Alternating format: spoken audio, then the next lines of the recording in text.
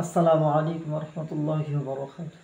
আশা করি সকলে ভালো আছো আর দোয়া করি আল্লাহ পাক সকলকে সর্বদা ভালো রাখুক।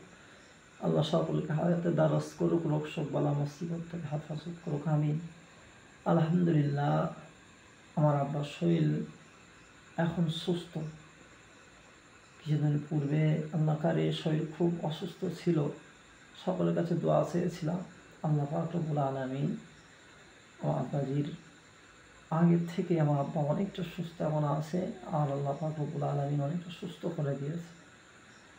আর ট্রিটমেন্ট চলছে। আল্লাহ কারে সকলে আর একটু দোয়া করবে যেন আল্লাহ আরও সুস্থ প্রদান করে দেয়।